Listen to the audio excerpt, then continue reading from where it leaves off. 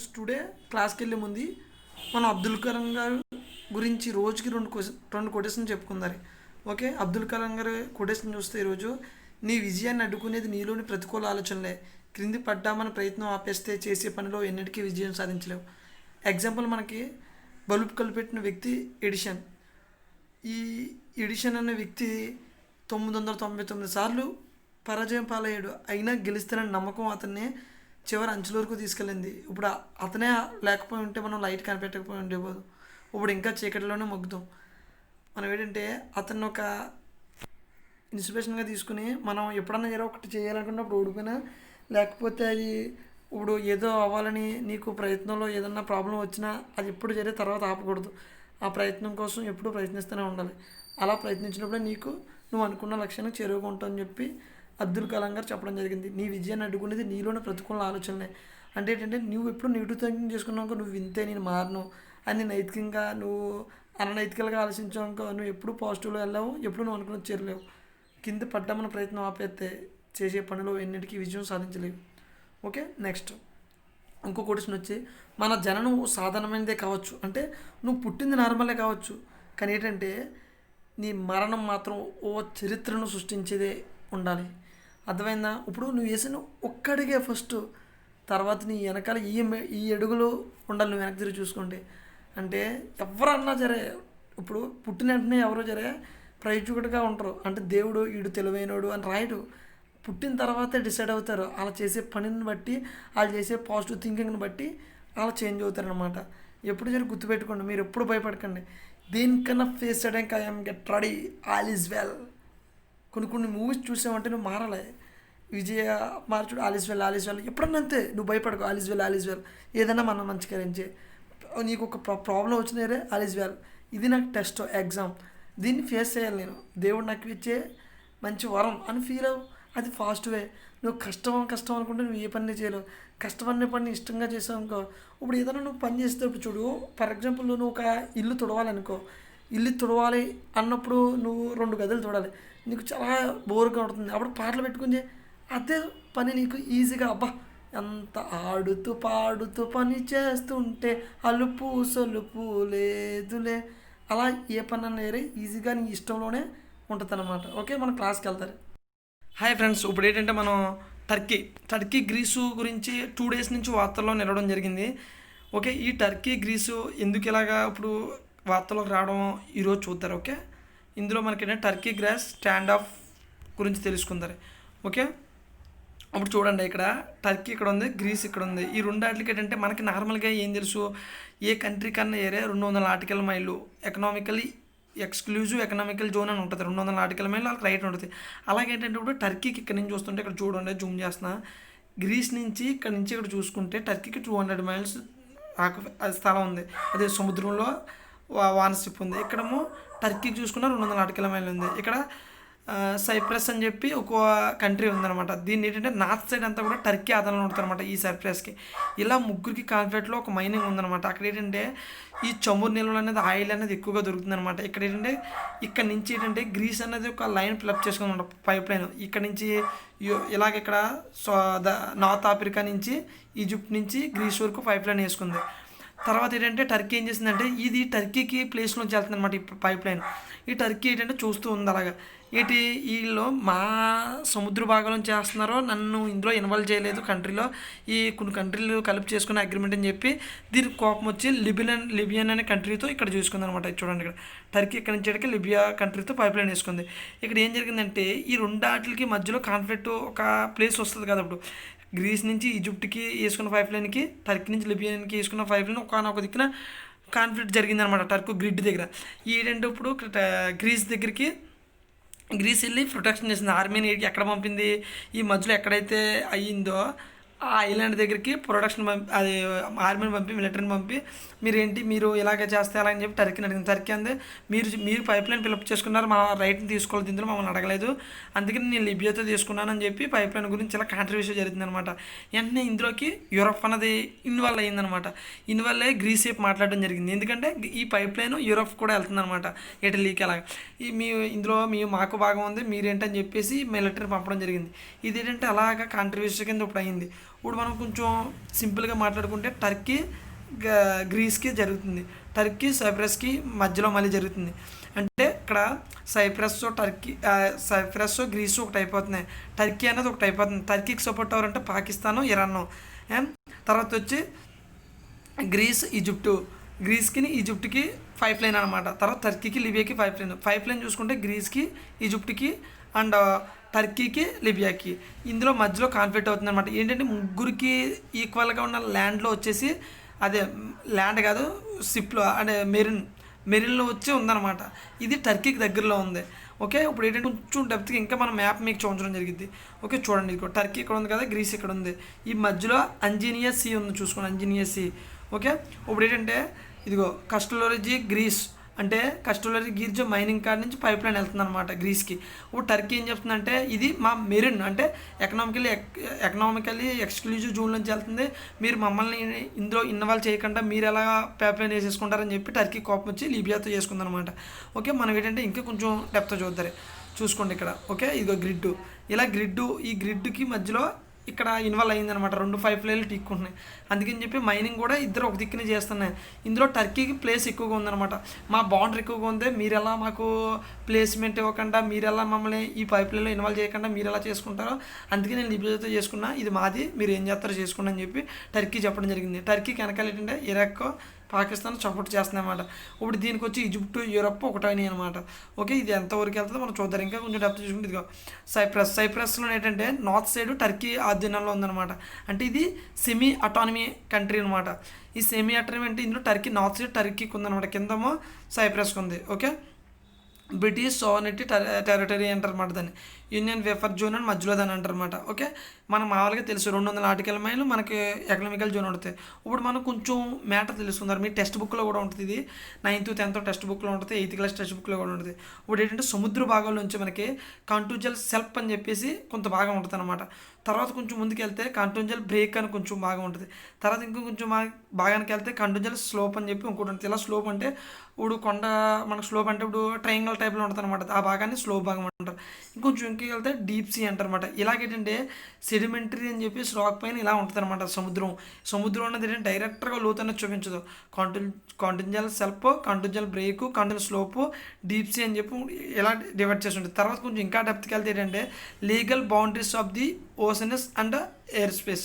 ఇలా చూసుకుంటే ఏంటంటే మనకి ఫస్ట్ వచ్చి 12 నాటికలు వెరీ ఇంపార్టెంట్ అనమాట. ఇది ఈ మీకు ఐడియా ఉన్నప్పుడే మీరు ఏదైనా చదివినప్పుడు ఈజీ అయిపోద్ది. మీ స్కూల్లో సబ్జెక్టే కాదు, డిగ్రీ కాదు, ఏదైనా జాబ్కే కాదు, లేదా ఏదో ఎస్ఏ రాయడానికి కానీ, ఏదైనా స్పీచ్ ఇవ్వడానికి కానీ మీకు ఇలాంటి బేసిక్స్ తెలుసుకోవాలన్నమాట. ఇవే బేసిక్ పాయింట్లు అనమాట.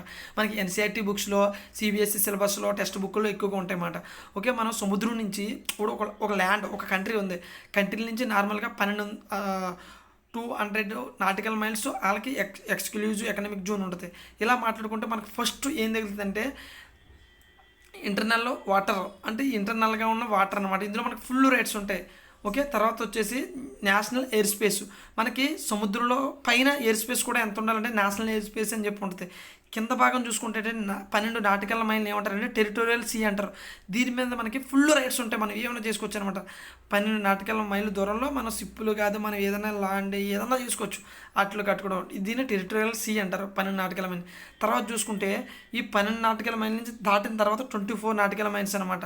దీన్ని ఏమంటారంటే కంటోజన్ జూన్స్ అంటారు, కంటోజన్స్ జూన్స్.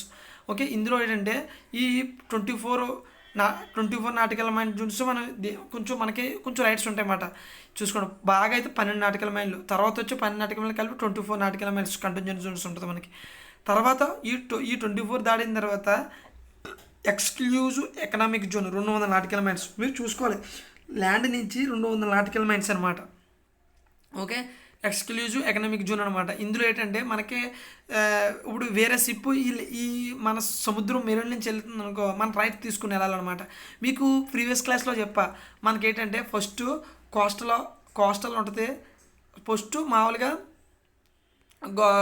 కోస్టల్ ఉంటారు, గార్డ్ ఉంటుంది, తర్వాత నావీ ఉంటుందని చెప్పాను మనకి. ఇలాగ పోలీసులు కూడా 3 విధాలుగా విభజించారు. సముద్రంలో భాగంలోనే కోస్టల్లో గార్డు అండ్ నావీ, ఇలా 3 టైప్స్లో ఉంటారు సముద్రంలో కూడా. మనకేంటంటే మనం ఇన్ని కూడా లింక్ చేసి చదువుకున్నప్పుడు. ఓకే, మీరు ఇంతవరకు చూసుకుంటే సరిపోద్ది అనమాట. ఓకే, నెక్స్ట్ నెక్స్ట్ ఇప్పుడు ఏంటంటే కాంట్రవర్సీ మనం ఇందాక చెప్పేసుకున్నాం, అది ఏమీ లేదు. గ్రీస్కి ఇలా యూరోప్కి ఏమవుతుంది అన్నది అనమాట. West Asia and north Africa ఇందులో ఏంటంటే ఇప్పుడు ఇప్పుడు ఈజిప్ట్లో ఏంటంటే గ్రీసుని నార్త్ ఆఫ్రికాలో ఈజిప్టు చేసుకున్న ఒప్పందంలో ఏమేమి వెళ్తుందంటే వెస్ట్ ఏషియా నుంచి నార్త్ ఆఫ్రికా, తర్వాత ఏంటంటే యూరప్, ఇలా కంట్రీస్ కలిసి ఉన్నాయి. గ్రీసుని ఇలా యూరప్ కంట్రీస్ అండ్ నార్త్ ఆఫ్రికాలో ఈజిప్టు కలిసినాయి. మనకు చూసుకుంటే టర్కీ అండ్ వచ్చేసి లిబియా, ఆఫ్రికా కంట్రీ లిబియా, ఈ పైప్ లైన్ చేసుకోవడం జరిగింది. మనం ముందు చెప్పేసుకున్నాం ఆల్రెడీ. ఓకే, మనకి ఎకనామిక్ జోన్ అంటే ఏంటి కూడా మనం తెలుసుకున్నాం, గ్రిడ్ అంటే ఏంటి కూడా నేను చెప్పేశాను. తర్వాత ఈ మ్యాప్ను కూడా మీకు ప్లేస్ చేశాను. తర్వాత వచ్చి ఇక్కడ కాంట్రిబ్యూషన్ జరుగుతుంది.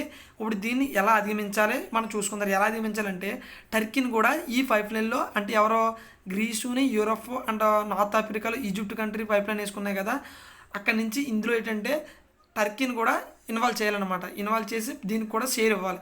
షేర్ ఇస్తే మనకి ఏంటంటే వీళ్ళ ప్రాబ్లమ్స్ సాల్వ్ అవుద్ది, లేకపోతే ఇది కాంట్రిబ్యూషన్ అవుద్ది. ఎందుకంటే టర్కీకి ఎక్కువ ల్యాండ్, అది మెరీన్ షేర్ అనేది టర్కీకి ఉందన్నమాట. మెరీన్ అంటే సముద్రంలో వాటర్ బాడీని మెరీన్ అంటాం మనం. Okay, next Sutlej and Yamuna link canal project అంటే ఏంటంటే సెటిలైజ్కి యమునాకి లింక్ అని చెప్పి రెండాటికి మధ్యలో ఒక కెనాల్ అంటే కాలువ తవ్వితే ఏంటంటే మధ్యలో ఉన్న అగ్రికల్చర్లకి మధ్యలో ఉన్న పీపుల్స్కి బాగుంటుందని చెప్పి అప్పుడు ట్రీట్ చేసుకోవడం జరిగింది అనమాట. కొంచెం డెప్త్ చూద్దారు. ఈ ఈ రెండు స్టేట్లకి అంటే పంజాబ్ అండ్ హర్యానా స్టేట్ల మధ్య ఉన్నాయన్నమాట. ఓకే, చూస్తే ఇందిరాగాంధీ కూడా ఏంటంటే అప్పుడు చేయడం జరిగింది. ఏంటంటే ఇలాగా యమునాకి సెటిలైజ్కి ఒక కెనాల్ తవ్వుతారు. కెనాల్ తవ్వితే మధ్యలో ఉన్న ప్రాంతాలకి వాటర్ వెళ్ళి అక్కడ ఉన్న అగ్రికల్చరలే కాదు అక్కడ ఉన్న పీపుల్స్ కూడా బాగుంటుంది అని చెప్పేసి అప్పుడు అగ్రిమెంట్ చేసింది అనమాట. అది అలాగే ఏంటంటే చాలా కాంట్రవర్సీ అయింది. 1960లో ఇండస్ వాటర్ ట్రీటీ చేసుకున్నమాట. 1960లో ఇండస్ వాటర్ ట్రీటీలో ఏంటంటే మనం త్రీ రివర్స్ పాకిస్తాన్కి 3 రివర్స్ మనం ఒప్పందంలో చేసుకున్నామంట. 1960 ఇండస్ వాటర్ ట్రీటీ, అందులో ఏంటంటే జేలం, చీనాబ్, ఇండస్, ఈ పాకిస్తాన్కి ఎక్కువ రైట్స్ ఉంటాయి. చిన్న చిన్న ప్రాజెక్టులు మనం కట్టుకోవచ్చు డ్యామ్ లాటని. తర్వాత వచ్చి ఇది వెస్ట్ సైడ్ అనమాట పాకిస్తాన్కి. ఈస్ట్ సైడ్ వచ్చి రవి, బియాస్, సట్లెజ్, ఈ ఏమో ఇండియా ఆధీనంలో వచ్చాయి. ఇప్పుడు ఇండియాలో ఇప్పుడు సట్లెజ్ని అండ్ యమునా నదిని కలపాలనుకుంటున్నాం, మధ్యలో చిన్న కాలువ వేయాలనుకుంటున్నాం. ఆ కాలువకి ఏంటంటే 1966లో creation of Haryana from the old united Punjab, ఈ రెండు ఏంటంటే పంజాబ్ అడగడం జరిగింది 1960లో. మనం మధ్యలో కాలు వేసుకుందాం, మధ్యలో పీపుల్స్కి కొంచెం ట్రీటీ చేసుకుందాం. అప్పుడు ఏంటంటే ఓకే చేశారు. 1981లో బోత్ స్టేట్స్ మ్యూచువల్ అగ్రిమెంట్, అంటే 1981లో ఇలా ట్రీట్మెంట్ ఓకే చెప్పేసుకున్నారు. తర్వాత ఏంటంటే అక్కడ అలికేషన్స్ వచ్చాయి. అంటే పీపుల్స్, స్టూడెంట్స్ ఏంటంటే మీరు ఎలా చేస్తారు అలాగా, మన రివర్ సంతరించిపోతే తర్వాత ఏంటంటే మన రివర్లో వాటర్ ఏంటంటే హర్యానాకి వెళ్ళిపోతే ఇది వద్దని చెప్పి అక్కడ చాలా ప్రొటెస్ట్లు జరిగినాయి. తర్వాత ఏంటంటే ఇది వద్దు అని ఆపేయడం జరిగింది. 1982లో constructions of the 214 kilometres Sutlej Yamuna linkage water launch అని చెప్పేసి కఫోర్ విలేజ్ అండ్ పంజాబ్ అని చెప్పి నోటిఫై చేశారు. మొత్తం అన్నీ అయిపోయినాయి. కానీ అక్కడ ప్రొటెస్ట్లు ఎక్కువైపోతే అక్కడున్న పంజాబ్లోని గవర్నమెంట్ ఏం చేసిందంటే సెట్లేజ్ నది నుంచి ఇలా యమునా నదికి కాలువ ఇయ్యం, ఎందుకంటే మేము మళ్ళీ దాన్ని వెనక్కి తీసుకుంటాం అని చెప్పేసి అక్కడ పంజాబ్ స్టేట్ చెప్పడం జరిగింది, మా సెటిలైజ్ నుంచి కాలువ వేయమని చెప్పి. తర్వాత చూసుకుంటే 1996లో హర్యానా అన్నది సుప్రీంకోర్టుకి వెళ్ళింది. ఇది ఒక ట్రీటీ చేసుకున్న తర్వాత వాళ్ళు మళ్ళీ వెనక్కి వెళ్ళడం ఎలాగని చెప్పేసి వెళ్తే సుప్రీంకోర్టు ఏం చెప్పిందంటే అది ఎలా కుదిరిద్ది పంజాబ్, మీరు ఏంటంటే ఖచ్చితంగా మీరు లింకేజ్ ఇవ్వాలి, ఎందుకంటే మధ్యలో ఉన్న పీపుల్స్కి ఇది సంబంధించింది అని చెప్పేసి 1996లో హర్యానా గవర్నమెంట్ సుప్రీంకోర్టుకి వెళ్ళాలి. సుప్రీంకోర్టు హర్యానా గవర్నమెంట్కి పాజిటివ్గా మాట్లాడింది. అప్పుడు చూసుకునే అప్పుడు ఏమైందంటే 1996 అయింది కదా. నెక్స్ట్ చూసుకుంటే 2002 నుంచి 2004 వరకు ఏంటంటే డైరెక్షన్స్ ఏంటి, పంజాబ్ కంప్లీట్ వర్క్ టెరిటరీ మీద ఎలాగా కాలవేయాలని చెప్పి మొత్తం అంతా డిసైడ్ చేసుకున్నారు. తర్వాత మళ్ళీ 2004లో పంజాబ్ అసెంబ్లీ ఏం చేసిందంటే దీన్ని ఆపేసింది. మళ్ళీ ఆపేస్తే మళ్ళీ 2016కి మళ్ళీ హర్యానా వెళ్ళింది. అప్పుడు ఏం చెప్పిందంటే ఖచ్చితంగా మీరు వేయాలి, ట్రీటీ చేసుకున్న తర్వాత ఒకసారి మళ్ళీ కుదరదని చెప్పేసి ఇలాగా చెప్పడం జరిగింది. తర్వాత మళ్ళీ 2020లో మళ్ళీ సుప్రీంకోర్టుకి వెళ్ళారు.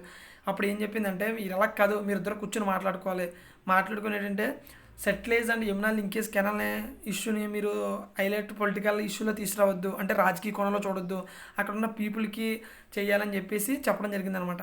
మనకేంటంటే ఆర్టికల్ 143 ఏం చెప్పిద్దంటే ప్రెసిడెంట్ ఆఫ్ ఇండియా ఏదన్నా హెల్ప్ కావాలితే సుప్రీంకోర్టుని సలహాలు అడుగుతాడనమాట. 143 ప్రకారం సలహాలు అడుగుతాడనమాట. ఓకే, అలాగే ఏంటంటే సుప్రీంకోర్టు ప్రెసిడెంట్ ఆఫ్ ఇండియా కూడా ఏం చెప్పారంటే మీరు కూర్చొని మాట్లాడుకోవాలని చెప్పేసి సుప్రీంకోర్టు సలహా తీసుకొని చెప్పడం జరిగిందనమాట. ఇప్పుడు 2020లో ఇప్పుడు ఏదో తేలుతుంది అనమాట. తర్వాత మనం వార్తల్లో చూసుకుంటారు. ఇప్పుడు ప్రజెంట్ ఏంటంటే మాట్లాడుకోవమని చెప్పిందనమాట 2020లో సుప్రీంకోర్టు. ఇద్దరు కూర్చొని మాట్లాడుకోండి, ఎందుకంటే మధ్యలో పీపుల్స్ బాగుంటారో మీరు ఏంటంటే ఇలాగని. కానీ ఏంటంటే పంజాబ్లో ఏంటంటే ఇప్పటికే పంజాబ్ ఏమవుతుందంటే 79% సెంట్రల్ గ్రౌండ్ నేషనల్ అథారిటీ ఏం చెప్పిందంటే మీరు ఆల్రెడీ పంజాబ్లో అంటే 79% ground water వాడేసారంట.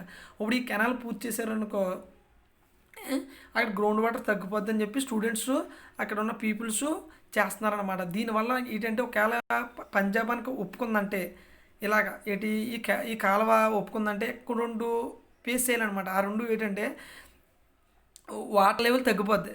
Central ground water ఇప్పుడు 79% ఆల్రెడీ వాడేసుకున్నారు.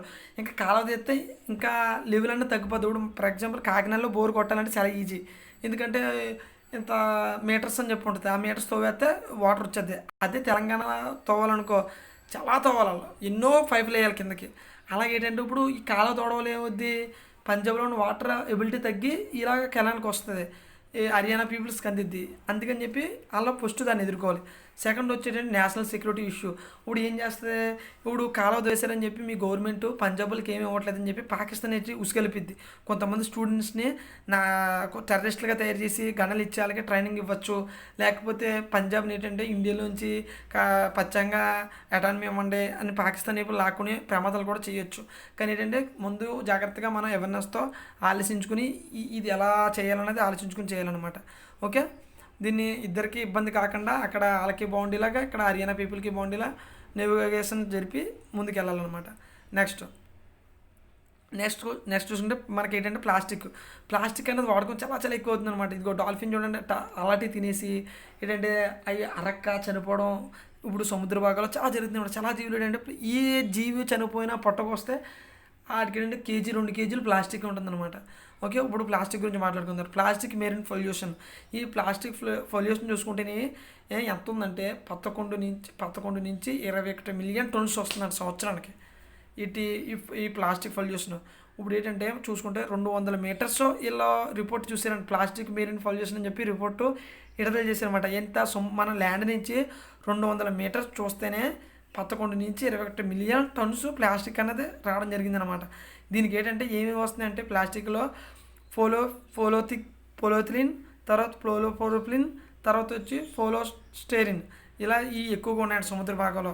ఏంటంటే బాటిల్లో అని, తర్వాత ప్లాస్టిక్ అని, ఇతర చాలామంది ఏంటంటే ఇప్పుడు మన ఇంట్లోనే చూసుకుంటే ఏంటంటే ఇప్పుడు ఏదన్నా మనకి లోపల డస్ట్బిన్ పెట్టుకుంటాం. అందులో ఏం చేస్తామంటే ఒక అంటుపండు తొక్కని, లేకపోతే కర్రీస్ వండేటప్పుడు వేస్ట్ అని, తర్వాత భోజనం ఉందో వేస్ట్ అని చెప్పి అందులో వేస్తాం. తర్వాత ఏం చేస్తాం, ఫర్ ఎగ్జాంపుల్ అప్పుడు కప్పు పగిలిపోయింది, గాజు కప్పు, దాన్ని తీసుకెళ్ళి అందులోనే వేస్తాం. ఈ అంటుపండు తొక్క అందులోనే వేస్తాం, ఇది అందులోనే వేస్తాం, కవర్ కట్టేసి పారేసినప్పుడు మన డస్ట్బిన్ వచ్చినప్పుడు బయట వేస్తాం. బయట వేరేసినప్పుడు జీవాలు ఉంటాయి కదా, పశుపోషణ జీవాలు, ఆవులని, ఎద్దులని, నూరు లేని జీవాలు, అవి అంటుపొడితో పాటు ఈ గాజు, ఈ ప్లాస్టిక్ని రెండు అట్లా తినేస్తాయి. తినేసరికి చనిపోతాయి. ఎంత అంటే చూసుకోండి ఎంత ప్లాస్టిక్ అవుతుందో వేస్ట్. అంటే నేను మెరీన్ కోసం మాట్లాడతా, మన ఇంటికాడ గురించి కూడా చెప్పా. మీరు కూడా ఏంటంటే ఎప్పుడు వేరు చేయండి. ఇప్పుడు ప్లాస్టిక్ వేరే, గాజు ఏదైనా పగిలితే వేరే, ఈ మన కూరగాయలకు సంబంధించింది వేరే, ఇలా వేరే చేసి ఏది ఎందులో అయ్యాలో తెలుసుకోండి. ముందు అవేర్నెస్ తెలుసుకోండి. ఓకే, మీకు తెలియకుంటే మీరు తెలుసుకుని తర్వాత మీ పిల్లలకి నలుగురికి షేర్ చేయండి. ఓకే, నెక్స్ట్ మనకి 1972లో లండన్ కన్వెన్షన్ అని చెప్పి చూసుకున్నాం. 1972 అంటే సముద్రాన్ని మనం ఎలా కాపాడుకోవాలి, పొల్యూషన్, ప్లాస్టిక్ని ఎలా చేయాలని చెప్పి. తర్వాత 1978లో మనం మారిఫోల్ అని చెప్పి ఇంకో దాన్ని షిప్స్ తిప్పి ఎలా శుభ్రం చేయాలని చెప్పి దాన్ని చేసుకున్నాం అన్నమాట. మీరు 1978లో MARPOL ఫుల్ ఫామ్న కామెంట్లో పెట్టండి. ఓకే, మనం సింగిల్ యూజ్ ప్లాస్టిక్స్ని మాత్రమే వాడాలన్నమాట. నెక్స్ట్ ఉంటే PPP ఎయిర్పోర్ట్స్. అంటే ఎయిర్పోర్ట్స్ మనం ప్రైవేటీకరణ చేస్తున్నాం, ఎందుకంటే ప్రతి దానిలో ప్రైవేటీకరణ చేయడం వల్ల అడ్వాంటేజ్ ఏముంటుందో మీరు కామెంట్లో పెట్టండి. ఓకే, ఇప్పుడు ఏంటంటే జైపూర్ అండ్ గౌత్రి అండ్ తిరువనంతపురం ఈ ఎయిర్పోర్ట్లు ఏంటంటే మనం ప్రైవేటీకరణ చేస్తున్నాం. మనకి ఏంటంటే మీరు చూసుకోండి, air authority of India. Okay, ఇది ఏంటంటే దేని కింద పనిచేద్దంటే సివిల్ ఏవియేషన్ మినిస్ట్రీ ఆఫ్ కింద ఇది పనిచేస్తానమాట. మనకి ఏంటంటే ఇది ఏం చేస్తా అంటే airport authority of India constructions and management చూసుకుంటుంది. రూల్స్ రెగ్యులేషన్స్ అన్నీ చూసుకుంటుంది. Civil aviation, director general civil aviation చూసుకుంటుంది. మన రీసెంట్గా కేరళలోని ఒక కాలికట్లో ఒక ఫ్లైట్ కూలిపోవడం జరిగింది. దానికోసం మనం ఏం జరిగిద్దో అప్పుడు మనం ఒకసారి చెప్పుకున్నాం ఏది దీని కింద పనిచేస్తుందో ఒకసారి మీరు మళ్ళీ జ్ఞాపకం తెచ్చుకోండి. ఓకే, అద్వానీ ఎంటర్ప్రైజెస్కి ఇవ్వడం జరిగింది అనమాట ఈ 3 ప్రైవేటీకరణ చేయడానికి. ఓకే, నెక్స్ట్ చిరుత. ఈ చిరుత ఏంటంటే అంతరించిపోతుందని చెప్పేసి మనం ముందు ప్రీవియస్ క్లాస్లో చెప్పుకున్నాం. ఏంటంటే సౌత్ ఆఫ్రికాలో ఏంటంటే ఈస్టర్న్ అండ్ సౌతర్న్ ఆఫ్రికా నుంచి మనం ఈ చిరుతని తెచ్చి పెంచడం జరిగింది అనమాట. ఎక్కడి నుంచి తెచ్చామంటే కాలహరి, సవనహానాస్, ఒకంగో డెల్టా నుంచి and grassland peninsula region in South Africa నుంచి తెచ్చుకోవడం జరిగింది అనమాట. మీకు అర్థం కాకపోతే స్లైడ్లో చూసుకుని ఒకసారి. ఓకే, ఎక్కడి నుంచి తెచ్చుకున్నాం సౌత్ ఆఫ్రికాలో అని అడిగితే మీరు ఏం చెప్పాలంటే కాలహారి, సెవెన్హాస్ ఆఫ్ ది కౌంగా డెల్టా నుంచి అండ్ గ్రాస్లాండ్ ఆఫ్ ది పెనస్వలా రీజన్ నుంచి మనం ఆఫ్రికా నుంచి తెచ్చుకున్నాం. ఏంటంటే చిరుత అనేది అంటే వల్నరబుల్లో ఉంది. ఓకే, మనకి IUCN ఉంటుంది. IUCN దేని కింద పనిచేస్తుంది, అది ఎప్పుడు ఎస్టాబ్లిష్మెంట్ అయింది మీరు కామెంట్లో పెట్టండి. ఓకే, ఇది వల్నరబుల్లో ఉంది. ఓకే, చిరుత. నెక్స్ట్ చూసుకుంటే ఇప్పుడు ఫారెస్ట్లో మనకి ఏంటంటే నోగో అండ్ గో అని చెప్పి ఉంటుంది అనమాట. నో గో అన్నదాన్ని మనం ఫారెస్ట్లో అక్కడ ఎటువంటి మైనింగ్ చేయకూడదు, ఎటువంటి హాని చేయకూడదు, ఏ ఫారెస్ట్లో చెట్లు నరకూడదు అనమాట. నో గో అన్నకాడ. ఓకే, గో అన్నకాడ మాత్రం చూడు మామూలుగా చూసుకుంటే మనకి ఏంటంటే సెంటర్ పాయింట్ని నోగో అంటారు. అంటే ఎక్కడైతే 10% కన్నా తక్కువ అడవులు ఉన్నాయో అక్కడ నోగో అనే గుర్తింపిస్తారన్నమాట. అక్కడ ఏంటంటే ఎటువంటి మైనింగ్లు చేయకూడదు. ఇప్పుడు రీసెంట్గా ఏం జరిగిందంటే దీన్ని ఎవరు చూసారంటే centre for science and environment ఇది 2015లో రిపోర్ట్ ఇవ్వడం జరిగిందంట. 49 బ్లాకులుగా డిసైడ్ చేసింది. ఎవరిని నోగో అన్నట్లు 49 బ్లాక్స్ ఉన్నాయి. వీటిలో ఏంటంటే కోయిలింగ్ మైనింగ్ అసలు చేయకూడదు ఈ ప్లేస్లో అని చెప్పి ఇక్కడ నోటిఫై చేయడం అనమాట. Ministry of environment, forest and climate change ఇక్కడ చేయడం జరిగింది 49 బ్లాక్లని 2015లో. అంటే 10% కంటే తక్కువ ఎక్కడైతే అడవులు ఉంటాయో ఆ అడవులు ఏంటంటే మనం ప్రొడక్షన్ చేసుకోవాలి, అక్కడ అడవులు పెంచుకోవాలి. ఓకే, అలా చూసుకుంటూ ఇప్పుడు రీసెంట్గా మనం ఎన్విరాన్మెంట్ ఇంపాక్ట్ అసెస్మెంట్ గురించి చెప్పుకున్నాం. అది ఏంటంటే ట్రైబల్స్ రైట్లు తగ్గించేసి ఫారెస్ట్ మైనింగ్ చేయడం జరిగిందని చెప్పాను. ఇప్పుడు రీసెంట్గా చూసుకుంటే 41 బ్లాకులకి ఈ కోలింగ్ మైనింగ్ చేయడానికి ప్రభుత్వం అనుమతి ఇచ్చిందంట. అందులో వచ్చేసి 21 బ్లాకులు ఈ నోగో ఉన్నాయంట. నోగో ఫీచర్స్ ఉన్నాయి, అంటే నోగో ఫారెస్ట్ ఉన్నాయి. ఇక్కడ చూసుకున్నా అంటే 21 బ్లాకుల్లో ఇలా ఉంటే ఇంకా మనకి భవిష్యత్తులో అడవులు ఎక్కడ ఉంటాయండి? అడవులు పోతే ఏముంటాయి? ఉండవు. కానీ ఏంటంటే గవర్నమెంట్ ఏంటంటే డెవలప్మెంట్ అంటూ చూసుకుని పోతున్న గ్రోత్, కానీ ఏంటంటే భవిష్యత్తు తరం ఉండదు. మన నిజంగా ఆక్సిజన్ పైప్ మొఖానికి ఎట్టుకుని బతకాల్సిన స్థాయి కూడా వస్తుంది మనకి ఫ్యూచర్లో. ఓకే, మనం ఎప్పుడైతే దీన్ని అధిగమించి ముందుకెళ్తామో అప్పుడు మనకి ఫ్యూచర్లో బాగుంటుంది అనమాట. ఓకే, ఏంటంటే మీరు చదవండి, నేను ప్రతి ఒక్కరిని అందుకే చెప్తా. ప్రతి ఒక్కరు ఏంటంటే చదివితే స్కిల్ పెరిగిద్ది, అవేర్నెస్ పెరిగిద్ది, ఫ్యూచర్లో ఎలా ఉండాలి, ఇది చెప్తే మన ఫ్యూచర్ ఎలా ఉంటుందని. కొంతమంది చదువురాని దద్దముల వల్లే మన గవర్నమెంట్ బలహీనంగా పడుతుంది కొంతమంది వల్ల. అసలు ఏంటంటే ఏమైంది ఫ్యూచర్లో కూడా ఆలోచించట్లేదు. చూడండి, ఇక్కడ నోగో అని 49 బ్లాకులు ఉంటే ఇందులో 21 బ్లాకులకి అప్రూవల్ ఇచ్చేసింది అక్కడ మైనింగ్ చేసుకోమని. ఇంకా మీరే ఆలోచించండి ఎంతవరకు ఉంటుందో. ఏంటంటే ఇది నైతికంగా ఆలోచించవలసింది. ఇది నైతికత అనేది సైకాలజీ, మనకు మోటాలిటీ అన్నది ఇలాంటి ఇక్కడ ఉపయోగపడుతుంది అనమాట. ఆలోచించాలండి, మనకి ఫారెస్ట్ తగ్గిపోయిందంటే తర్వాత ఇప్పుడు ఏంటంటే ఇది వచ్చేదే పొల్యూషన్ కాలం. ఇప్పుడు 2020లో మనం ఎలా ఉందో చూస్తున్నాం. ఇప్పుడు వైరస్లు రావడానికి కూడా అడవులు కొట్టడం వల్లే, డిఫారెస్టేషన్ చేయడం వల్లే అడవులు తగ్గిపోవడం వల్ల ఈ జంతువులు మనుషులున్న ప్లేసులకి రావడం వల్ల యానిమల్స్కి హ్యూమన్స్కి కాన్ఫ్లిక్ట్ జరుగుతుంది. ఓకే, నెక్స్ట్ చూసుకుంటే ఈ టెంపుల్ చూడండి. ఈ టెంపుల్ మనం 3 టైప్స్ ఆఫ్ ప్రీవియస్ క్లాస్లో చెప్పుకున్నాం. 3 టైప్స్ ఉంటుంది ఆర్కిటెక్చర్స్ అని చెప్పి. ఆ 3 టైప్స్ ఏంటో కామెంట్లో పెట్టండి. ఇది మీరు ఏమనుకుంటున్నారో కామెంట్లో పెట్టండి. ఇది ఏ టైపు ఆర్కిటెక్చర్. ఓకే, నేను తర్వాత క్లాస్లో చెప్తా, మీరు థింక్ చేయండి. ఇదిగో ఓకే, దీన్ని రీబిల్డింగ్ చేస్తున్నారు అనమాట. ఇది ఎందుకు వచ్చిందంటే ఈ టెంపుల్ పేరు వచ్చి లింగరాజ టెంపుల్. ఇది ఒడిశాలో ప్రాముఖ్యత చెందిన టెంపుల్ అనమాట లింగరాజ. ఇందులో వచ్చేసి ఏంటంటే శివ అని చెప్పి పెద్ద విగ్రహం ఉంటుంది అనమాట లోపల. ఓకే, ఇది స్టైల్ వచ్చేసి ఎకురుమనియా మీకు అంత అవసరం లేదనుకో. ఇది భువనేశ్వరి టెంపుల్ అనమాట. ఓకే, ఇందులో శివుడికి సంబంధించిన విగ్రహాలు ఉంటాయి అన్నమాట. ఎక్యుమినోన్ కెస్రా అన్నది ఏంటంటే ఈ మోడల్ అనమాట. ఓకే, ఆర్కిటెక్చర్ మోడల్ రేరు. ఓకే, దీన్ని ఏంటంటే బిందుసాగర్ అండ్ ఉన్న కాలంలో కట్టారంటున్నారు దీన్ని. ఓకే, ఇది వచ్చేటంటే గవర్నమెంట్ ఇప్పుడు రీప్లానింగ్ చేయాలనుకుంటుంది అనమాట. దీనికి ఏంటంటే యునెస్కో గుర్తింపు పొందాలని చెప్పి దీన్ని రీమోల్డింగ్ చేయాలి అనుకుంటున్నారన్నమాట. ఓకే, ఇది 11వ సెంచరీకి సంబంధించింది. ఏడి 11వ సెంచరీకి సంబంధించింది. ఓకే, సోమేశ్వకి కింగ్ కాలంలో ఎయితి అనే వ్యక్తి దీన్ని డెవలప్ చేయడం జరిగింది అనమాట. ఎయితి అనే రాజు. ఓకే, సోమవంశీ కింగ్ కాలంలో. ఓకే, మీరు అంతవరకు తెలుసుకోవడం సరిపోద్ది అంతే. ఇంకోటి Shiva and considered. Okay, lord Shiva టెంపుల్లో ఒకటి అనమాట ఇది. ఓకే, తర్వాత ప్రకాష్ పర్బ్ అంటే ఏంటంటే ఒకటి దీన్ని తీసుకురావడం జరిగింది. దీంట్లో ఏంటంటే ఇది ఆగస్టు 19, 2020లో దీన్ని తీసుకొచ్చారు. ఇప్పుడు ఇది ఏంటంటే దేని గుర్తుగా అంటే గురు గ్రంథ్ సాహిబ్ అంటే ఏంటంటే మనకి పంజాబ్లో సిక్కు దేవాలయం ఉంది కదా, అక్కడ ఏంటంటే వాళ్ళు ఏంటంటే ఒకరు పాలించుకుంటూ వచ్చారు. వాళ్ళ గుర్తుగా ఏంటంటే ఇప్పుడు ఆగస్ట్ 19ని సెలబ్రేట్ చేస్తారన్నమాట, గురు గ్రంథ్ సాహిబ్ అని. కొంచెం డెప్త్ చూసుకుంటే ఏంటంటే ది ఫస్ట్ ప్రకాష్ పరబ్ ఉత్సవం అని చెప్పి ప్రతి ఆగస్టు 19 ఫెస్టివల్ చేసుకుంటారు వాళ్ళు. దానికి కానీ ఇది న్యూస్లోకి వచ్చింది అనమాట. ఫస్ట్ 1604లో గురునానక్ అని చెప్పేసి మనం తెలుగులో మాట్లాడుకుంటాం, గురునానక్. అక్కడి నుంచి ఇలా ఇది అలా ఎక్స్టెండ్ అవుతూ వచ్చిందనమాట. ఇప్పుడు ఏంటంటే ఇందులో వచ్చేసి గురునానక్ ఇలా రాసిన బుక్స్లో 66,000 ఐమీన్స్ అంటే ఏంటంటే శ్లోకాలు ఉన్నాయంట. అటు ఇప్పుడు మహాభారతంలో వచ్చేసి ఎలా ఉన్నాయి, అలాగా తర్వాత అందుకని ఋగ్వేదం అలా వచ్చేసి ఎలా ఉన్నాయి, అందులో వీళ్ళు గురునానక్. ఇక్కడ ఏంటి గోల్డెన్ టెంపుల్ బాగా ప్రసిద్ధి చెందింది అనమాట పంజాబ్ సైడ్. ఓకే, మీరు ఏంటంటే గురునానక్ పంజాబ్ టెంపుల్స్ అనే ఒక ఐడియా తెచ్చుకోండి. ఓకే, సిక్కిజం సంబంధించింది ఇది. ఓకే, మీరు అంతవరకు తెచ్చుకుంటే సరిపోతుంది, అంత మించి మీకు అవసరం లేదు.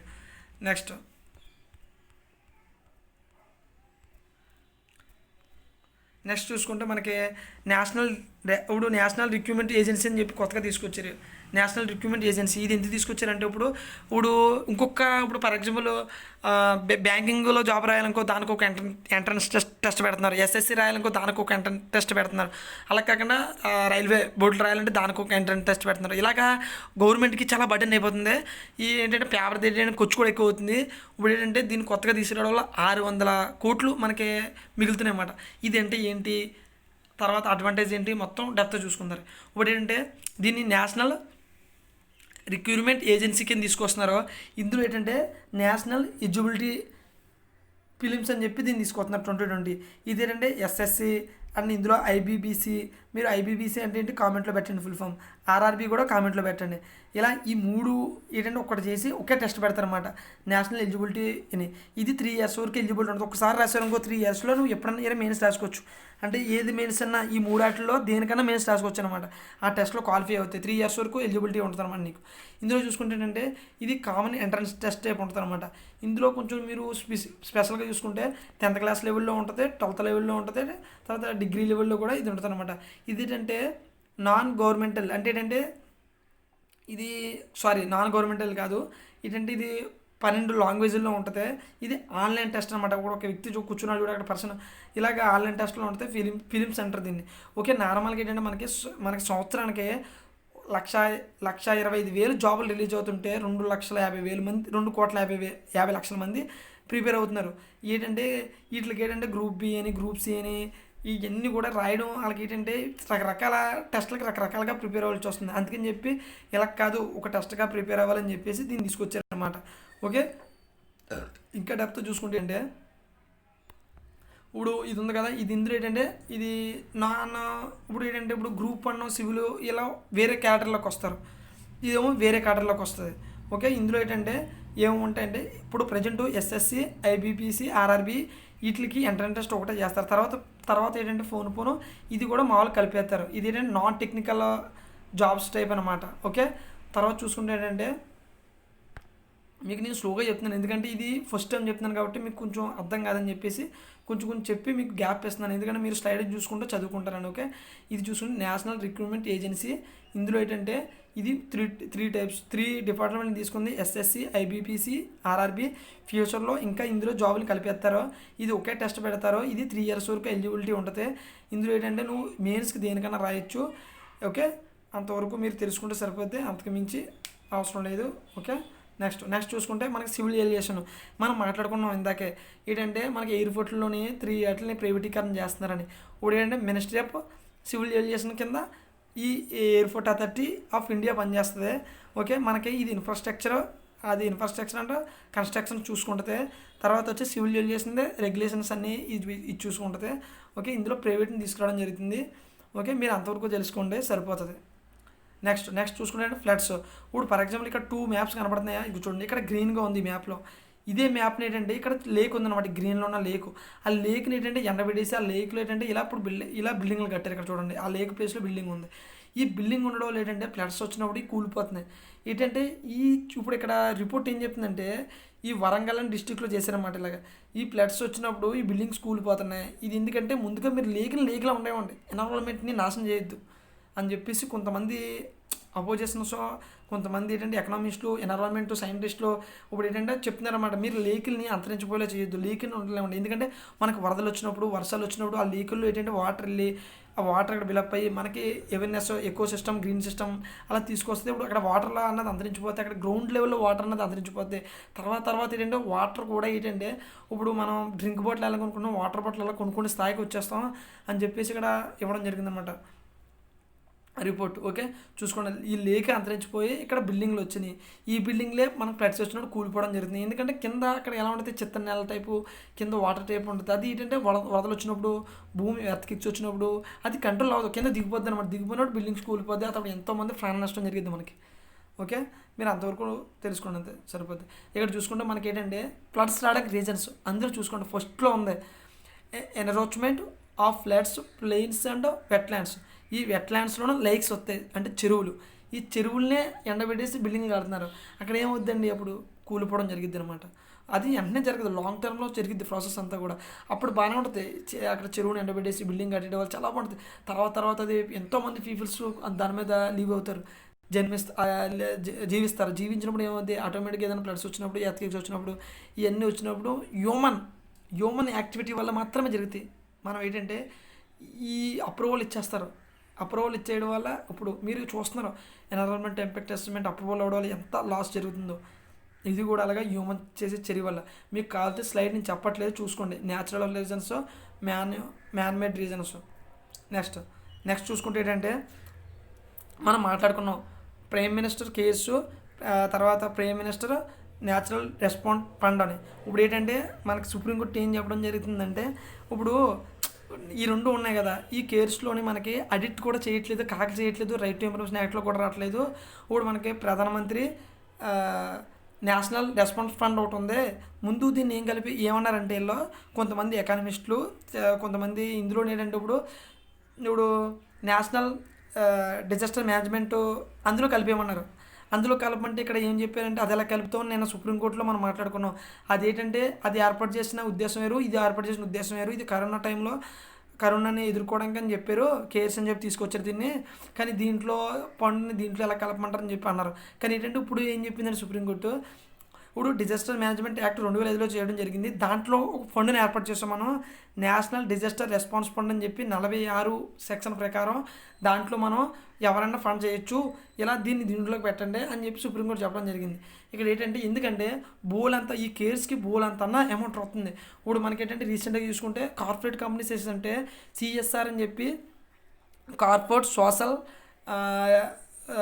రిలీఫ్ అని చెప్పేసి అలా సంవత్సరం కింద అని చెప్పిస్తారు. అలా 2000 కోట్లు ఇప్పుడు అందులోకి వేసారు ప్రధానమంత్రి కేసులోకి. అదేంటంటే ఎంత వస్తుంది, ఎంత ఖర్చు పెడుతున్నారు, ఏది లేకపోతే ఎలా ఉంటుంది. ఆల్రెడీ నేను చెప్పుకున్నాను, ఈరోజు నేను డెప్త్ చెప్పట్లేదు.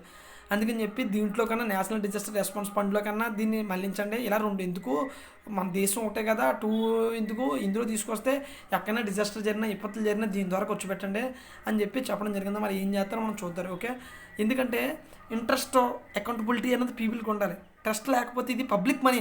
ఇప్పుడు ఇక్కడ ప్రధానమంత్రి కేర్స్లోకి ఎవరో ఇస్తున్నారు ఫండ్, పీపుల్సే కదా. ఇప్పుడు కార్పొరేట్ కంపెనీ ఇస్తుంది, ఇండివిజువల్గా నువ్వు ఇవ్వచ్చు. 46 సెక్షన్ ఇప్పుడు మీకు ఏం చెప్తుంది, ఎవరన్నా ఇప్పుడు నేనే 50 రూపీస్ ఒకసారి, 100 రూపీస్ ఒకసారి, 500 రూపీస్ ఒకటి నేనే ప్రధానమంత్రి కేర్స్కి వేసినట్టే నీకు అప్లికేషన్ కూడా ఇచ్చేస్తారు వాళ్ళు ప్రింట్. ఎవరన్నా డైరెక్ట్ ఇచ్చినమాట ఇందులో. కానీ ఏంటంటే దీనికి అకౌంటబిలిటీ లేదు, కాగట్లు ఇవ్వట్లేదు, రైట్ ఇన్ఫర్మేషన్ ఇవ్వట్లేదు. ఇలాగెళ్తే ప్రజలకి అకౌంటబిలిటీ ట్రస్ట్ ఉండదు కదా. అందుకని చెప్పేసి దీన్ని నేషనల్ డిజాస్టర్ రెస్పాన్స్ ఫండ్లో తీసుకురామని చెప్తున్నారు అనమాట. ఓకే, మనం ఒకసారి మీకు కాల్తో చూసుకోండి. ఇక్కడ నేను ప్రధానమంత్రి న్యాచురల్ రెస్పాన్స్ ఫండ్ అంటే ఏంటి, తర్వాత ప్రధానమంత్రి కేర్స్ అంటే ఏంటి ఇక్కడ ఇవ్వడం జరిగింది. ఓకే, ప్రధానం అదే నేను తెలుగులో చెప్తున్నాను, సారీ.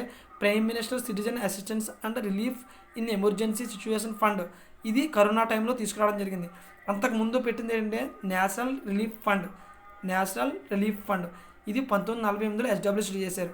ఓకే, ఇందులో వచ్చేసి ప్రైమ్ మినిస్టర్ ఆఫ్ ఇండియా ఉంటుంది, ప్రెసిడెంట్ ఆఫ్ కాంగ్రెస్ ఉంటుంది. అంటే చూసుకోండి, ఇప్పుడు 1948లో ఏర్పాటు చేసిన నేషనల్ రిలీఫ్ ఫండ్లో కాంగ్రెస్ అనేది ఒక వ్యక్తి ఉన్నారు, అంటే అందులో ఉన్నారు. ఇప్పుడు ప్రధానమంత్రి కేర్లో వచ్చేసి ఎవరు లేరు.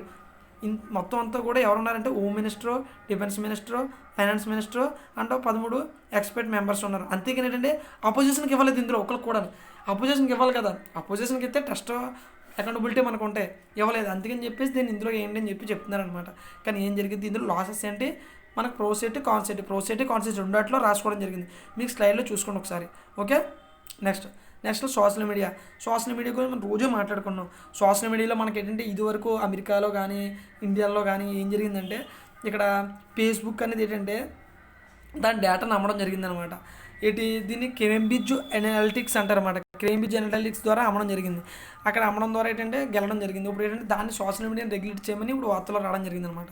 ఓకే, డెమోక్రసీలో ఏంటంటే ఇలాగా డేటాను ఇంకోళ్ళకి ఇవ్వడం వల్ల ఏంటంటే పీపుల్ యొక్క రైట్, డెమోక్రసీ అనేది అంతరించిపోతుంది అని చెప్పేసి ఇది రావడం జరిగింది. ఓకే, నెక్స్ట్ చూసుకుంటే చైనాకి రష్యా రెండు దగ్గర అవుతుందని చెప్పేసి ఇప్పుడు రీసెంట్గా అనుకుంటున్నాం.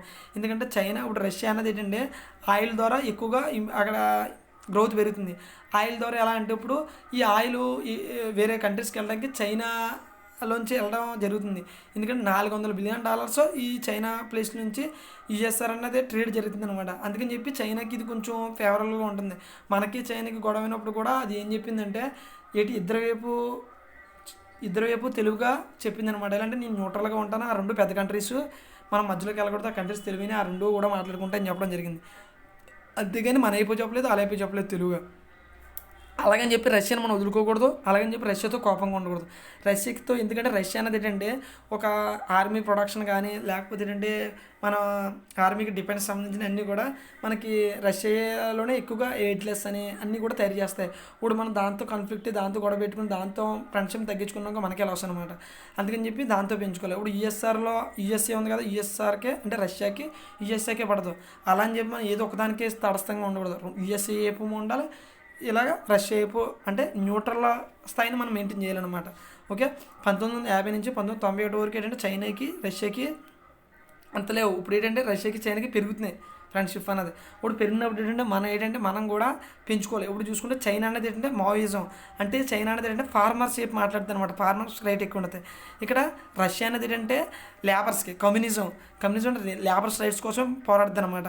ఇలా స్టాలిన్ వీళ్ళందరూ కూడా లేబర్ గురించే పోరాడిన వాళ్ళే. ఇప్పుడు ఏంటంటే ఈ ఫార్మర్స్కి లేబర్కి కూడా పడేది కాదు అప్పుడు 1951 నుంచి 1991 వరకు. కానీ ఏంటంటే ఈ రెండు వేరు కానీ ఏంటంటే ఇప్పుడు రెండు కలుస్తుంది అన్నమాట ఫ్రెండ్షిప్ రకంగా. కానీ ఏంటంటే చైనా అన్నది ఏంటంటే ఇప్పుడు నెంబర్ 1 కంట్రీ అవుతుంది భవిష్యత్తులో. రష్యాని తొక్కేసే అవకాశాలు కూడా ఉంటాయి. ఇప్పుడు రష్యా కూడా నెంబర్ 1. కానీ ఏంటంటే చైనా అన్నది యూజ్గా భవిష్యత్తులో ఎదిగిద్ది నెంబర్ 1గా. ఈ ఎదిగినప్పుడు ఏంటంటే రష్యాని తొక్కేయడం కూడా జరిగింది.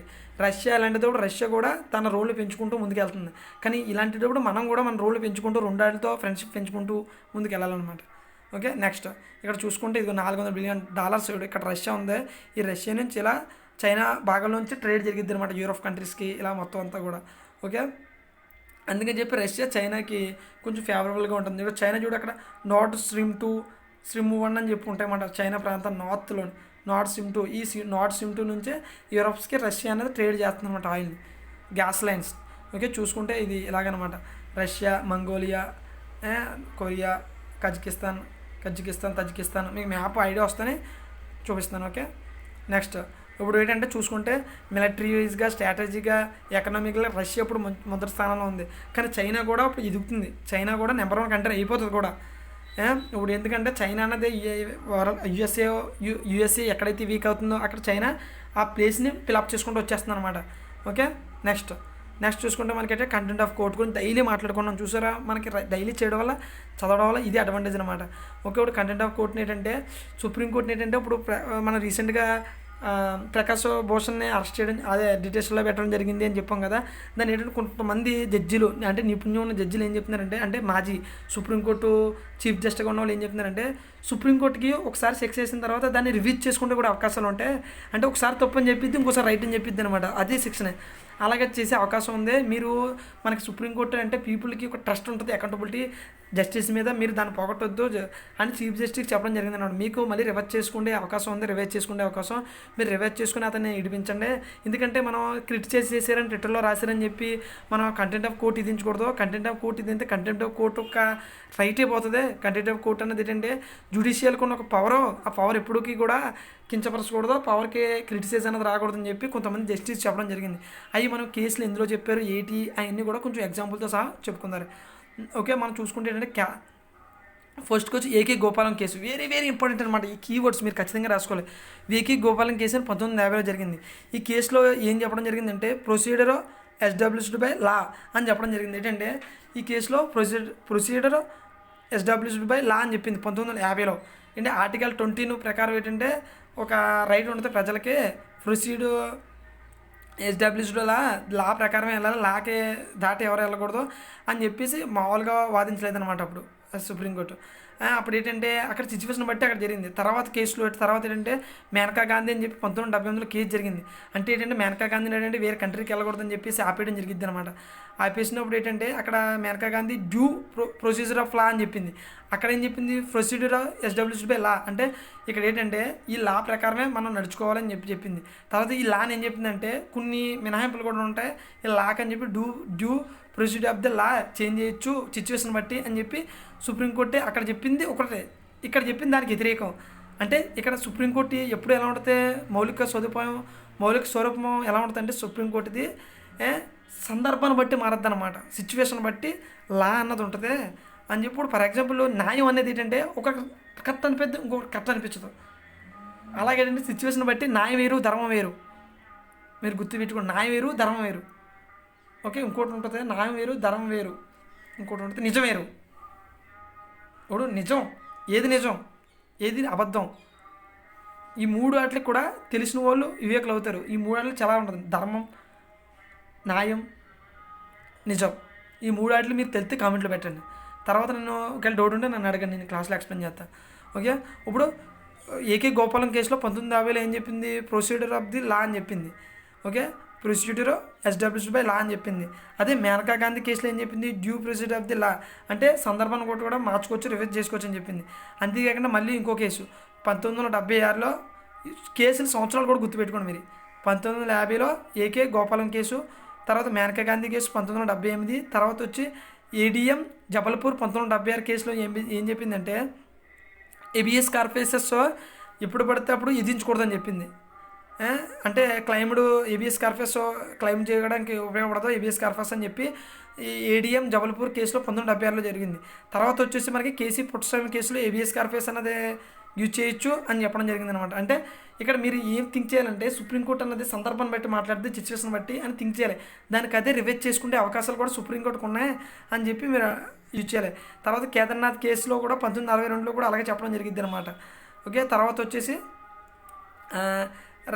రచపూడి సుబ్బారావు అని చెప్పేసి 2004లో కేసు, తర్వాత శంకర్ అని 1988లో కేసు.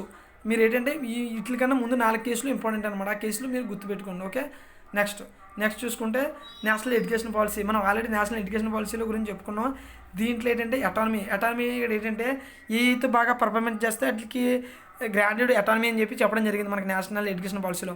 ఇప్పుడు అటానమీ అనేది ఎక్కువ ఇస్తే లాసెస్ ఏముంటాయి, తర్వాత ప్రోస్ కాన్స్ ఏ వరోడ్ ఏంటో కూడా తెలుసుకుందారు. ఓకే, ఇప్పుడు తెలుసుకుంటే ఏంటంటే మనకి నేషనల్ ఎడ్యుకేషన్ పాలసీలో ఇన్ఫ్రాస్ట్రక్చర్ బాగుండి అక్కడ పరిశోధన బాగా చేస్తే వాళ్ళకి ఏంటంటే వాళ్ళు నేషనల్ ఇండెక్స్ రెస్పాన్స్ ఫ్రేమ్వర్క్ అని చెప్పి దాన్ని తీసుకొచ్చారు. అది ఏంటంటే ఏ అయితే బాగా అటానమీ చేస్తే వాటికి పవర్స్ ఇస్తాం ప్రత్యేకంగా అని చెప్పి చెప్పడం జరిగింది. ఈ పవర్స్ ఇవ్వడం వల్ల ఏమవుతాయి, ఎఫిషియన్సీ ఖచ్చితత్వం బాగుంటుంది. ప్రతిదానికి ఇప్పుడు కరోనా వచ్చిందో దానికి రీఛార్జ్ చేస్తారు. తర్వాత వచ్చి ఇండస్ట్రియల్గా బాగుంటుంది. తర్వాత వచ్చి డెవలప్డ్ అవుతుంది అనమాట. కానీ ఏంటంటే ఇలా ఇవ్వడం వల్ల కొన్ని కొన్ని లాసెస్ కూడా ఉన్నాయి. మనకి ఏంటంటే ఇందులోనే ఏం చెప్పారు, అటానమీ ఇస్తానని చెప్పారు. తర్వాత ఎడ్యుకేషన్ పబ్లిక్ గూడ్స్గా చేస్తామని చెప్పడం జరిగింది. అంటే ప్రతి ఒక్కరికి చదువుకునే రైట్ ఇస్తామని చెప్పడం జరిగింది. ఇప్పుడు అటానమీ ఇస్తారు. అటానమీ ఇస్తే ఏమవుద్ది, ఇప్పుడు ఫర్ ఎగ్జాంపుల్ కాకినాడ JN2 ఉంది. JN2లో బాగా పరిశోధన చేసి బాగా రీసెర్చ్ చేసి బాగా ఇంప్రూవ్ అయింది. దానికి అటానమీ ఇచ్చారు. అంటే దానికే పేపర్ తెరుచుకునే రైట్ ఇచ్చారు. దానికే రైట్లు ఏదైనా కొత్త కోర్సులు పెట్టుకోవచ్చు అని కొత్త రైట్లు ఇచ్చారు. ఆ రైట్లు ఇచ్చిన ఏమవుద్ది, ఫీజు పెంచుతారు. ఫీజు పెంచితే ఏమవుద్ది, ఆటోమేటిక్గా ఇప్పుడు JN2లో ఫీజు పెంచారు అక్కడ అటానమీ ఇవ్వడం వల్ల. ఇప్పుడు ఫర్ ఎగ్జాంపుల్ నార్మల్ వ్యక్తి ఒక లేనోడు ఉన్నాడు కొంచెం చదవడు, ఆడికేటి ఇప్పుడు పేజీ పెంచినప్పుడు JN2లో చదివే అవకాశాలు కోల్పోతాడు కదా. అప్పుడు ఏంటంటే అదొకటి డిసడ్వాంటేజ్. అంటే ఫేస్ చేయవలసింది. ఇక్కడ పబ్లిక్ ప్రతి ఒక్కరికి చదివే హక్కు ఇస్తారు ప్రతి దాంట్లో అని చెప్పారు. కానీ ఇప్పుడు ఇక్కడ ఏంటంటే ఫీజులు పెరిగిపోతాయి. ఇప్పుడు వేరే కాలేజీలో ఫీజు ఎక్కువ ఉంటుంది, JN2లో ఫీజులు ఎక్కువగా ఉంటుంది. ఎందుకు ఫీజులు ఎక్కువగా ఉంటుంది అంటే అటానమీ పెరిగింది, అక్కడ ఫీజులు పెంచేస్తారు. ఓకే, తర్వాత చూసుకుంటే ఏంటంటే యాక్సెసిబుల్ బాగుంటుంది.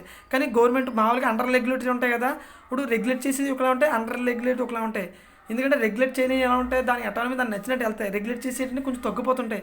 ఎందుకంటే దానికి కొంచెం ఎలా ఉండాలో దానికి అమౌంట్ తక్కువగా ఉంటుంది. తర్వాత అక్కడ చదివే వాళ్ళు తక్కువ ఉంటారు, ఇక్కడ చదివే ఎంప్లాయ్మెంట్ తక్కువగా ఉంటుంది, టీచర్ వాళ్ళు తక్కువగా ఉంటారు. అవన్నీ మనకు ఫేస్ చేయవలసినవి అన్నమాట. కానీ ఏం చేస్తారో మనం చూద్దాం. ఓకే, నెక్స్ట్ చూసుకుంటే మనకి బంగ్లాదేశానికి చైనాకి రిలేషన్ పెరుగుతుంది. ఈ టైంలో ఏంటంటే మనం కూడా ఏంటంటే కొంచెం సిటిజన్ అమెండ్మెంట్ యాక్ట్ అని చెప్పి చేయడం జరిగింది. బంగ్లాదేశ్లో 1971లో మన ఇండియాకి వచ్చిన వాళ్ళు ఇండియాకి పంపేస్తామని చెప్పడం జరిగింది. అప్పటి నుంచి బంగ్లాదేశానికి మనకి కొంచెం రిలేషన్ అనేది తగ్గుతూ వచ్చి చైనాకి బంగ్లాదేశానికి పెరుగుతుంది. ఇప్పుడు చైనా మన భారతదేశం ఏం చెప్పిందంటే ఇప్పుడు మనకి ఏంటంటే చూసుకుంటే నేపాల్తో, బంగ్లాదేశ్తో, శ్రీలంకతో కొన్ని కాంట్రవర్సీస్ ఉన్నాయన్నమాట. ఇప్పుడు వాటిని మనం ఏంటంటే రిలేషన్గా నైబర్స్ కంట్రీస్ని మనం దగ్గర చేసుకోవాలని చెప్పేసి కొన్ని వాళ్ళకి ఏంటంటే నచ్చిన చేయడం, తర్వాత ఏంటంటే వాళ్ళకి ఇన్వెస్ట్మెంట్ ఇవ్వడం, చైనాలా కాకుండా మనం ఏంటంటే వాళ్ళకి ఫ్రెండ్షిప్గా పెరగడం అలాంటివి చేస్తున్నాం. ఇప్పుడు బంగ్లాదేశంతో ఏం చెప్పామంటే యాక్షన్ ఎక్కడ తయారైనా మ్యానుఫ్యాక్చర్ మా దగ్గర జరిగిద్ది, మేము ఫస్ట్ ప్రిఫరెన్స్ మీకు ఇస్తాం బంగ్లాదేశ్ అని చెప్పి మనం ట్రీటీ చేసుకున్నమాట. ఇప్పుడు ఫస్ట్గా ఇప్పుడు యాక్షన్ వచ్చిన తర్వాత మీకు మేము ఎక్స్పోర్ట్ చేస్తామని చెప్పి మనం బంగ్లాదేశ్తో రిలేషన్ పెంచుకోవాలని చెప్పి చూస్తున్నామాట. ఓకే, నెక్స్ట్ నేపాల్తో కూడా మనం కొన్ని అగ్రిమెంట్లు చేసుకున్నాం. తర్వాత శ్రీలంకతో కూడా కొన్ని అగ్రిమెంట్లు చేసుకున్నాం. ఓకే, నెక్స్ట్ చూసుకుంటే పాండమిక్. ఇప్పుడు ఈ పాండమిక్ గ్రోత్ని పెంచుకోవడానికి చెప్పి ఇన్ఫ్రాస్ట్రక్చర్ ఇప్పుడు మనకి ఏంటంటే ప్రపంచం గ్రోతే తగ్గిపోతుంది. ప్రతి దేశ గ్రోత్, డెవలప్డ్ కంట్రీస్ గ్రోత్ కూడా తగ్గిపోయింది. కానీ ఏంటంటే IMF అన్నది ఏం చెప్పిందంటే అందులో ఉన్న ఎకానమిస్టు కానీ ఇండియా గ్రోత్ మాత్రం వచ్చే సంవత్సరంలో 7% అవుతుందని చెప్పడం జరిగిందనమాట. ఈ 7% ఎందుకంటే మనం తీసుకున్న పథకాలు, మనం తీసుకున్న రైట్స్ని బట్టి చెప్పడం జరిగింది. ఇన్ఫ్రాస్ట్రక్చర్ మనం బిల్డ్ చేయడానికి MSMEలకి డబ్బులు ఇవ్వడం, తర్వాత వచ్చేసి 2 లక్షల ప్యాకేజ్ ఆత్మనిర్భర్ భాగం తీసుకురావడం, మేక్ ఇన్ ఇండియాని మళ్ళీ పునరుద్ధరించడం అలాంటివి చేసాం. తర్వాత స్ట్రక్చరల్గా రిఫార్మ్స్ తీసుకొచ్చాం. తర్వాత చూసుకుంటే GSTని రిఫార్మ్స్ తీసుకొచ్చాం. తర్వాత ఇన్సులేషన్ బ్యాక్ కరప్షన్ కూడా తీసుకొచ్చాం. తర్వాత డైరెక్ట్ ఇన్వెస్ట్మెంట్ తీసుకురావడం జరిగింది బయట దేశం నుంచి. ఈజీ తరం చేసి లైసెన్స్ ఈజీ తరం, సింగిల్ విండో సిస్టమ్ని. తర్వాత వచ్చి లేబర్స్లో బిల్లు పాస్ చేసాం, ఇంకా పాస్ కాలేదు. బిల్లు పాస్ అయితే మనకి లేబర్స్ కూడా రైట్స్ వస్తాయి. ఈ అన్నిటిలో పెరిగితే మనకు 7% గ్రోత్ వద్దని చెప్పి చెప్పడం జరిగింది అనమాట.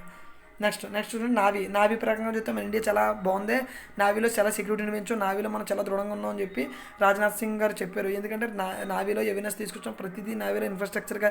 రీసెంట్గా ఏంటంటే నావీలోని 160 ఎయిర్ క్రాఫ్ట్ని తేజస్ని విమానాలు తయారు చేయడానికి DRDO కూడా అప్రూవల్ ఇవ్వడం జరిగింది. డిఫెన్స్ ఎక్విజిషన్ కౌన్సిల్ కూడా దీన్ని రైట్ అవ్వడం జరిగింది. డిఫెన్స్ మినిస్టర్ కూడా దీన్ని రైట్ అవ్వడం జరిగింది అని చెప్పి చేసాం. మనం టోటల్గా చూసుకుంటే నావీలో మనం స్ట్రెంత్ అవుతున్నాం, సెక్యూరిటీగా మెరిటైమ్ పెంచుకున్నాం అని తెలుసుకుంటే సరిపోద్ది. తర్వాత వచ్చి మనం ఇప్పుడు పాలిస్తాన్ ఉంది కదా, పాలిస్తాన్ ఏంటంటే మనకి ఇప్పుడు పెద్ద కంట్రీ, దాన్ని ఏంటంటే ఇజ్రాయెల్ ఆక్యుపై చేసిందని తెలుసుకున్నాం. పాలిస్తాన్ వచ్చి గాజా ఇటుపక్క వచ్చి వెస్ట్ బ్యాంక్ ఉన్నాయి. ఇప్పుడు ఏంటంటే గాజాలో ఏంటంటే యామన తెగ ఉన్నారన్నమాట. యామా తెగ ఏంటంటే వీళ్ళకి జ్యూస్ అనే వాళ్ళకి ఇక్కడ ఇజ్రాయెల్లో జ్యూస్ అనే వాళ్ళకి కాంట్రిబ్యూషన్ జరుగుతుంది అనమాట. కాంట్రిబ్యూషన్ జరిగితే చిన్న బాంబు వేసారన్నమాట. బాంబు వేస్తే ఏమైందంటే వీళ్ళ చిన్న బాంబు వేసారని చెప్పేసి ఈ పాలిస్తానాలో ఉన్న గాజా ఉన్నారు కదా, అందులో ఉన్న తెగలు ఏం చేయారంటే ఇజ్రాయెల్లో బాంబులు వేసారు. ఇజ్రాయెల్లో బాంబులు వేస్తే ఇజ్రాయెల్ ఏం చేసిందంటే ఇప్పుడు పెద్ద బాంబులు వేసి ఏకంగా ఆ గాజా అన్నది మొత్తం అంతా బాంబులు వేసేస్తుంది అనమాట. ఇప్పుడు బయట కంట్రీస్ ఇందులో ఇన్వాల్వ్ అవ్వకుండా ఉంటే గాజా అన్నది అంతరించిపోతుంది అనమాట బాంబులతో. పాపం ఇప్పుడు ఏంటంటే బయట కంట్రీస్ అన్నది దీన్ని ఆపాలి ఇప్పుడు రీసెంట్గా. ఎందుకంటే ఇప్పుడు మనమన్నా ఇండియా అన్నా సరే, తర్వాత డెవలప్డ్ కంట్రీస్ అన్నా, యూరోప్ అన్నా, తర్వాత వచ్చేసి యునైటెడ్ అరబ్ ఎమిరేట్స్ అన్నా సరే, ఇజ్రాయెల్ని ఆపకపోతే ఇప్పుడు మొత్తం మీద బాంబులు వేసి ఈ కాంట్రిబ్యూషన్ పెద్ద చేసి దీన్ని అంతరించిపోలే కూడా చేసేస్తారనమాట. నెక్స్ట్ చూసుకుంటే మనం ఆల్రెడీ మాట్లాడుకున్నాం, యునైటెడ్ అరబ్ ఎమిరేట్స్లోని కొత్తగా న్యూక్లియర్ ప్లాంట్ బరక్ అనే ప్లేస్లో పెడుతున్నారని. ఇక్కడ మొట్టమొదటిసారిగా ఈ గల్ఫ్ కంట్రీస్లో మొట్టమొదటిసారిగా పెడుతున్నారన్నమాట. ఎందుకంటే 16 న్యూక్లియర్ ప్లాంట్స్ని పెట్టాలని కూడా డిసైడ్ అయిపోయారు. ఫస్ట్ వచ్చి బర్కాలో న్యూక్లియర్ ప్లాంట్ని డిసైడ్ చేశారు. ఎందుకంటే ఇరాన్లో ఉన్న, ఇరాక్లో ఉన్న, మాకెందుకు ఉండకూడదు, మాకు కూడా ఉండాలి. ఎందుకంటే ఏదన్నా వచ్చినప్పుడు, యుద్ధం వచ్చినప్పుడు మాకు కూడా ఉన్నాయని మేము రైట్ చేసుకోవాలి కదండి. కానీ ఏంటంటే దీనివల్ల ఏంటంటే బ్లాస్ట్ జరిగిందంటే చాలా డేంజర్ అనమాట. ఇది బ్లాస్ట్ జరిగిన తర్వాత ఏంటంటే ఇదేమైనా లీక్ అయినా చాలా డేంజర్ ఉంటుంది. Okay guys, thank you. మన స్లోగన్ జై హింద్.